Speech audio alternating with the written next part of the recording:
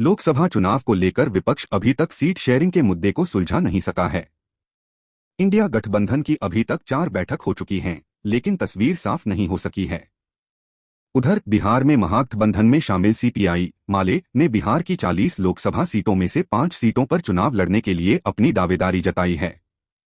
समाचार agency PTI के मुताबिक बिहार के डिप्टी सीएम तेजस्वी यादव के साथ बैठक के बाद सीपीआई एमएल लिबरेशन ने कहा कि वह बिहार की 40 लोकसभा सीटों में से 5 पर चुनाव लड़ना चाहती है। एक बयान में पार्टी ने कहा कि उनके 3 पोलित ब्यूरो सदस्यों वाले एक प्रतिनिधिमंडल ने तेजस्वी से मुलाकात कर बुधवार शाम को ही अपनी मंशा से अवगत कराया था।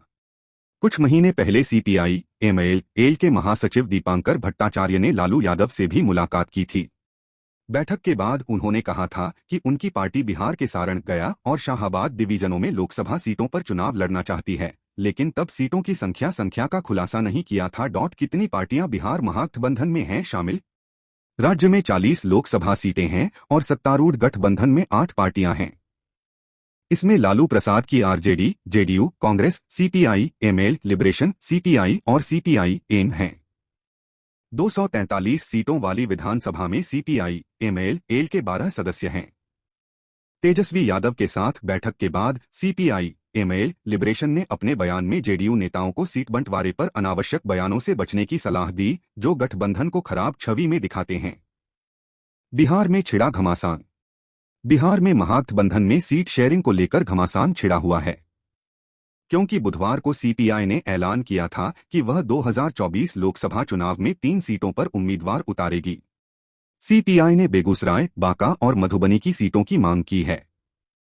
वहीं जेडीयू ने पहले ही 16 सीटों की मांग की है। किसे कितनी सीटें मिल सकती हैं?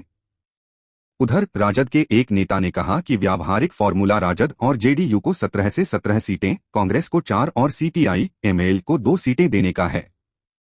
अगर राजद और जेडीयू के शीर्ष नेता थोड़ा और मान लें तो राजद और जदयू को 16 से 16 सीटें, कांग्रेस को 5, सीपीआई एमएल को 2 और सीपीआई को 1 सीट मिल सकती है। जेडीयू कितनी सीटों की डिमांड कर रही? जेडीयू के राष्ट्रीय महासचिव संजय कुमार झा, जो अब तक इंडिया गठबंधन की सभी बैठकों में नीतीश कुमार के साथ रहे हैं, उन्होंने पिछले सप्ताह कहा था कि हमारी 16 मौजूदा सीटों पर समायोजन करने का कोई सवाल ही नहीं है।